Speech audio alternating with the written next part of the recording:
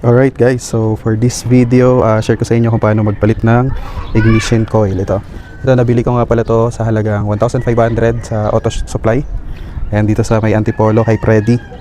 Ito ay Mitsubishi Lancer Sidea 2003 model, automatic. So ang nangyari dito guys, share ko lang, is palyado na namatayan kami. Hindi naman siya namatay, nag-start siya pero hindi na siya makaandar.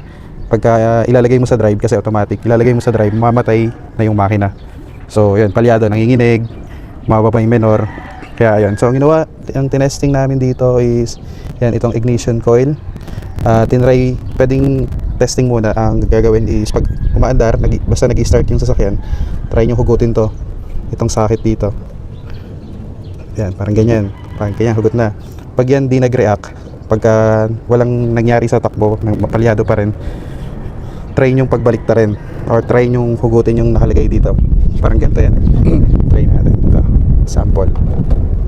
Yan, pag ganito siya yan, so pag ganyan yan, tapos may socket din yan dyan, tapos may wire yan papunta dito sa spark plug connected, so siya yung nagbabato ng kuryente. So pagka hinugot nyo yung isa tapos nag-react, mas lalong lumakas yung palya nya, i-try nyong pagbaliktarin. Ang ginawa ko, tinry ko pagbaliktarin, nilagay ko dito yung yung may okay na ignition coil, tapos nilagay ko dun sa kabila, tapos same result. Pag pinunot, nagre-react, tapos pag yung sa kabila naman walang reaction. So kaya yun, ngayon try natin tong bagong ignition coil para dito sa Lancer. So ganyan lang naman, may tornilyo lang naman yan dito para sa mga Lancer, dalawa kasi yan. Para sa Lancer, dalawa yan. Meron ditong saksakan sa kabila, tapos yung dito yung para sa socket. So ganun yung para sa Lancer Sidea. So testing natin, try kong ikabit lang to guys. Alright, so guys, ayan, nakabit ko na. Ito na yung bago nating ignition coil. Tapos ito yung isa, hindi ko muna pinalitan.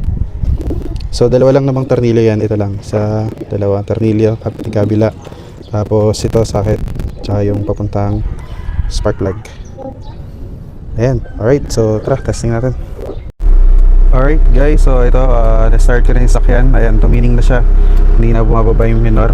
Pero try natin ilagay sa drive kung mamamatay siya. Oh, kagabi hindi siya, siya patay agad eh.